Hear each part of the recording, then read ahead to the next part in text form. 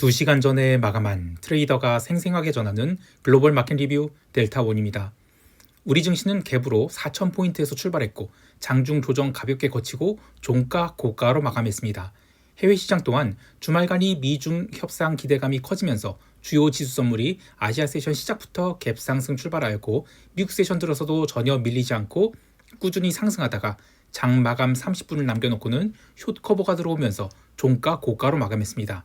한편 금 가격은 3% 하락해서 4,000달러를 깨버렸는데요.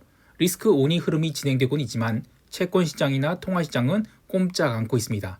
시장 어떻게 보고 있는지 대응 전략과 함께 이야기합니다. 먼저 아시아 세션 리뷰 시작할게요. 우리 증시는 선물이 560포인트를 넘기는 초강세 출발을 하였는데 얼마 눌리지 않은 상황에서 현물 시장이 종합주가 지수 기준 4,000포인트에서 출발하며 바로 위로 돌기 시작하자 강력한 숏 커버가 들어왔고 오전 10시까지 566포인트, 즉 전일 대비 3% 상승을 하게 됩니다. 개장 후 1시간 동안 3% 상승이라면 정말 어마어마한 상승인데요. 10월 2일 목요일에 처음으로 상승 갭을 만든 뒤 이후 시장이 가파른 상승을 이어갔음에도 불구하고 장중 조정을 어떻게든 줘가면서 5이평선을 타고 갔지만 오늘 두 번째 상승 갭을 만들면서 5이평선이 이격을 크게 벌렸습니다. 이격이 크게 벌어진 만큼 세 번째 갭 상승이 나온다. 그러면 시장이 단기 고점을 찍을 가능성이 커지겠지만 당장 에이펙 회담이 코앞에 다가오면서 시장이 과열되고 있어서 과연 세 번째 갭? 아니 네 번째 갭에서 고고점 만들지 않을까 이런 생각도 들어요. 그런데 오늘 선물시장에서는 외국인이 또다시 1조 3천억이 넘는 선물을 매도했는데요. 어제 매수 오버나이트한 분량을 정리하면서 미결제 약정을 줄인 것도 있지만 오후장 들어서는 신규 매도가 들어왔을 가능성도 생각하고 있습니다. 시장이 좋다 보니 베이시스를 눌러가면서까지 선물 매도를 한 것은 아니지만 오후에 시장이 종가 고가로 달리는데도 계속해서 선물 매도를 늘린 것은 지나친 이격으로 얼마든지 조정이 올 가능성이 있겠다 이렇게 보는 것 같아요. 현물 시장에서는 오늘도 외국인이 매수가 6천억 넘게 들어왔지만 매수하는 규모에 비해서 시장이 상승 각도가 가팔라지고 있죠. 누군가는 포모를 느끼고 있다는 것입니다. 외국인이 현물 매수 또한 삼성전자에 집중되어 있고 SK하이닉스는 오히려 3천억 가까이 매도 대응을 하고 있다는 점도 생각해 봐야 되겠어요. 옵션 시장에서는 마켓 메이커들이 항복을 하려는 것 같아요.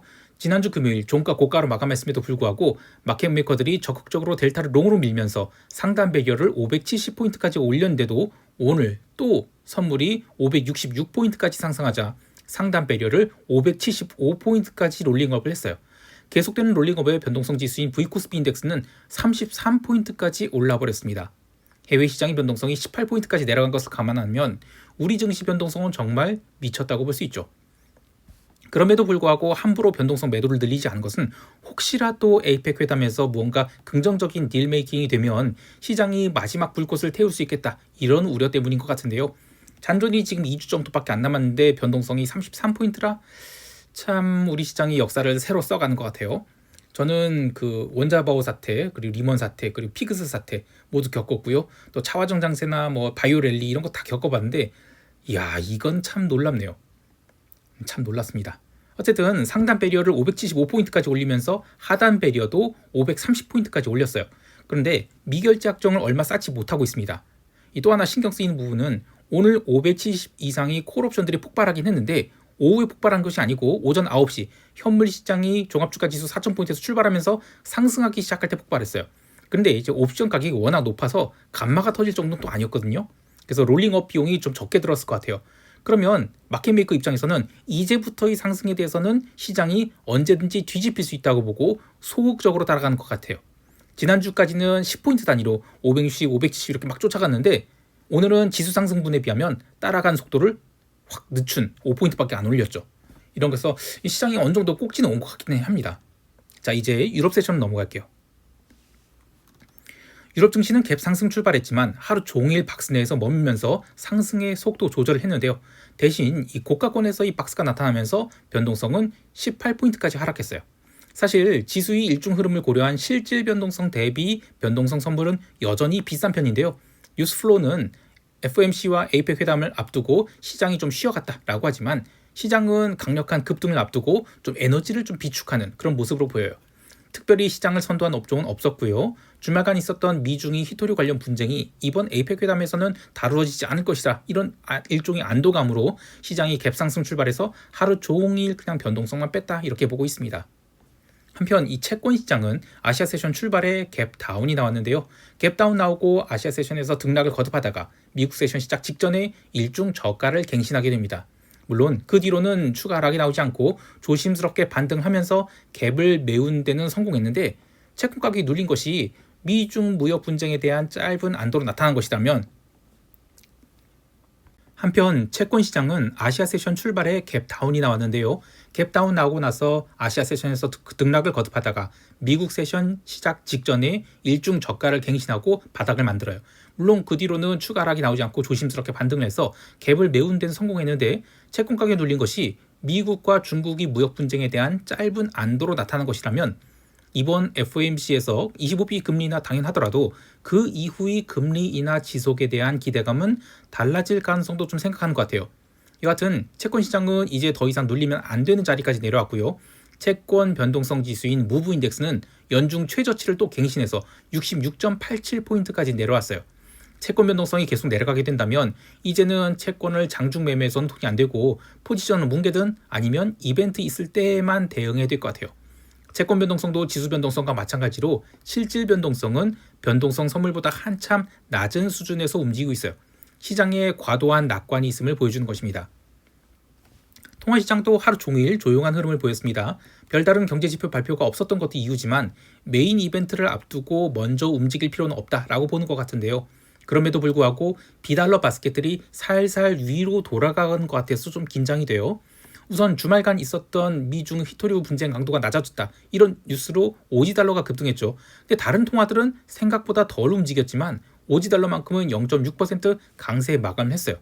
오지달러가 10월 중순 이후로 한참 바닥을 만들었다가 이제 막 고개를 들기 시작한지라 이후 달러가 약세 전환된다. 그러면 매우 강력한 상승을 할 수 있는 준비가 됐다라고 봐요.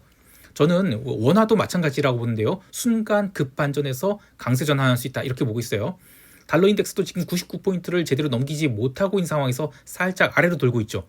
당장은 아직 움직이지 않고 있지만 이벤트를 앞두고 이후의 방향성은 달러 약세로 급반전할 수 있겠다. 이런 흐름으로 움직이고 있어요. 상품 시장에서는 금 가격이 3% 하락을 했는데 전자거래 시작 후 4,100달러 위에서 계속 매도가 쌓이면서 유럽 세션 들어서 4,032달러까지 밀렸고요. 미국 세션 들어서는 초반에 3,985달러 선까지 언더슈팅 나온 뒤 제대로 된 반등을 하지 못한 채 4,000달러에서 마감했어요. 금 가격이 하락에 대해서 미중 갈등 완화 그리고 증시가 강세를 보인 것 이런 이유를 들고 있는데요. 오늘이 금 가격 하락 위치는 지난 10월 22일 수요일에 기록한 4,020선을 살짝 깨서 마감한 것이지만 이제 지금 월말이 다가오고 있단 말이에요. 그러면 기계적인 매수가 얼마든지 유입될 수 있는 자리까지 내려오게 된 거예요. 그래서 여기서는 혹여 리스크 온으로 금 가격이 추가 하락한다 하더라도 매수가 들어올 가능성이 훨씬 높은 위치라고 봅니다. 실제로 금 변동성 지수인 GVG 인덱스는 갭으로 하락했다 하지만 긴 아래꼬리를 달고 올라왔어요. 그동안 금 가격이 상승할 때 금 변동성도 함께 상승했다는 걸 생각하면 이제 금은 매도가 아닌 매수 관점으로 대응해야 될 것으로 봅니다. 그 외에 기름은 워낙 좁은 박스 안에서 움직여서 따로 코멘트할 것은 없습니다. 이제 미국 세션으로 넘어갈게요. 미국 지수 선물은 아시아 세션에서 갭 상승 출발해서 점심때까지는 한참 횡보를 했는데 점심 이후 상승 추세로 돌기 시작하더니 유럽 세션에서 유럽 증시가 박스를 만들면서 위아래 왔다 갔다 하는데도 전혀 빠지지 않고 신고가 갱신을 이어갔고요. 미국 본장 개장 후에도 쉬지 않고 꾸역꾸역 상승해서 장 마감 30분 남기고는 강력한 숏 커버가 들어오면서 종가 고가로 마감하게 돼요. 그런데 나스닥과 달리 러셀은 전혀 다른 움직임을 보여줬는데요. 개장과 함께 강하게 눌리고 나서 하루 종일 제대로 된 반등 없이 러셀은 갭상승분이 70%를 되돌려주게 돼요. 게다가 장 마감 무렵 나스닥 기술주들은 숏 커버가 들어오면서 종가 고가로 달려갔지만 러셀은 전혀 반등하지 못하고 바닥에서 뭉개면 마감했는데요. 러셀이 하락에 대해서 금 관련주들이 하락이 영향을 미쳤다 이렇게 얘기가 나오는데 시장이 리스크 온일 때는 기존 주도주의 매수세가 쏠리는 이 초강세장이죠. 그래서 러셀은 상승 에너지를 좀 모아뒀다가 FOMC 이벤트 등이 모멘텀을 받아서 한 방에 움직일 가능성이 높아요. 우리 증시와 마찬가지로 미국 증시도 이제 상승의 각도가 조금씩 거칠어지는 것 같아요. 개별 종목에서는 구글이 역사적 신고가를 강하게 갱신했고요. 개별 호재가 있었던 팔란티어는 넷플릭스와의 시총 차이를 바짝 좁히며 10위 자리를 넘보게 됐어요. 하지만 이 월마트, 코스트코 등 소매 유통업체들은 돌아오는 블랙 프라이데이에 그 고용 불안으로 생각보다 매출이 얼마 안 나올 것이다 이러면서 눌림이 나왔는데요. 그런데 이젠 똑같은 소매 업체지만 올해 내내 눌렸던 타겟은 3.7% 급등을 했어요. 실적이 잘 나오고 안 나오고의 문제가 아니라 올해 강했던 소매업체에 대해서는 차익 실현, 그리고 숏을 강하게 쳤던 소매업체는 커버를 한 게 아닌가 싶습니다. 그리고 어제 언급했던 IBM, 오늘도 스퀴즈가 났어요. 그래서 신고가 갱신해버렸습니다. 정말 어마어마한 그 리테일들이 콜옵션 매수, 그걸로 인한 상승세가 참 기록을 만들고 있습니다. 한편 이런 상승에도 불구하고 갭 다운 출발한 변동성 선물은 장중 내내 상대적 강세를 보였어요. 그러니까 지수가 상승하면 변동성이 좀 눌려야 되는데 전혀 그러지 않았다는 거예요. 전일이 음봉을 감싼 상승까지는 아니지만 17.75포인트에서 변동성 선물이 출발했는데 내내 매수세가 유입돼서 새벽 4시까지는 강세 흐름 보였습니다. 근데 이제 새벽 4시 반 이후 시장이 대망의 S&P 6,900포인트 돌파에 성공하면서 변동성은 빠르게 눌려서 18포인트로 마감했는데요. 장중에 어마어마한 콜옵션 매수가 들어왔지만 만만치 않게 풋옵션 매수도 들어왔어요. 풋옵션은 당연히 모조리 휴지가 됐고요. 근데 일중 콜옵션 매수자들은 오늘도 영향가는 없었어요. 콜옵션 매수는 오버나잇을 해서 상승 갭을 먹지 않으면 돈을 못 본 장세가 지금 이틀 연속 이어지고 있거든요. 이러다 보면 오버나잇을 해서 상승 갭을 먹지 못하면 돈을 못 본다. 이런 것들이 리테일들에게 각인될 수가 있을 것 같아요. 마켓 메이커들 입장에서도 자꾸 갭 상승이 나오다 보면 어쩔 수 없이 매수 예제를 늘릴 수밖에 없는데요. 우리 증시처럼 지수가 상승한데도 변동성이 상승하는 그런 희한한 현상이 일어날 수 있다고 봐요. 특히 2주 전에 돌았던 이야기 기억하시는지 모르겠는데요.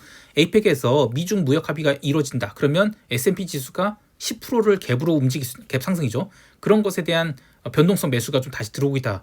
이제 코앞으로 에이펙이 다가왔죠. 시장이 어떻게 움직일지 모르겠지만 전반적인 흐름은 매우 강력한 리스크 온이 시장을 지배하고 있다. 이렇게 보고 있어요.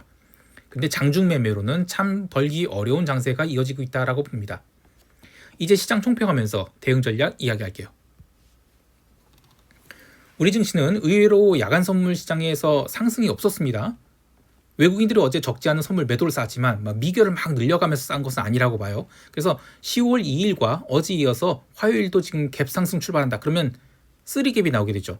이때 시장이 처음 10분 정도는 오버슈팅 줄 수 있겠지만 이후에 상승세가 꺾인다. 그러면 꽤 큰 조정이 나온 것이 전혀 이상할 것이 없어요.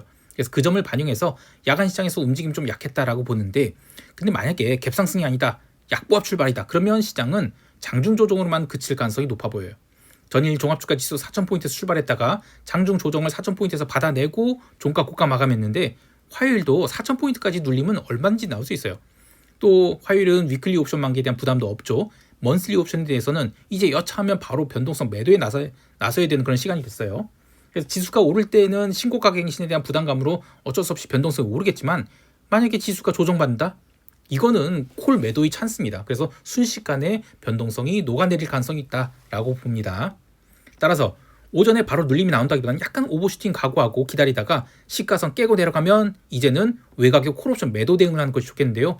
여전히 포지션으로 콜 매도를 해서 막 뭉갤 자리는 아니라고 보고 그냥 일중 거래로만 대응하는 것이 좋겠습니다. 풋옵션 매수는 아직 당연히 아니고요. 해외 시장에 대해서도 기존 마인드, 그러니까 시장이 강세 지속, 그리고 골드는 눌림시 매수 대응 계속 보고 있고요. 하나 더 이야기하면 아까 얘기한 대로 비달러 바스켓이 추세적으로 상승 전환할 가능성 생각하고 있어요. 오지 달러를 탑픽으로 보고 있는데요. 우리 원화도 강세 전환할 가능성 생각하고 있어서 오늘부터 일주일 정도는 꾸준히 달러원 선물 매도를 쌓아서 달러를 보유하고 있는 것을 해지하는 것이 좋겠습니다. 마지막으로 시황이 스크립트를 한국시장 개장 전에 보기를 원하시는 분들은 네이버에서 이렇게 델타원 글로벌 검색하셔서 네이버 프리미엄 가입하시면 텔레그램 채널 또는 이 네이버 프리미엄 콘텐츠로 시황 스크립트를 한국시장 개장 전에 받아보실 수 있어요. 많은 가입 바라고요. 자, 오늘 하루도 성공 투자하시길 바라며 이상 델타원이었습니다. 감사합니다.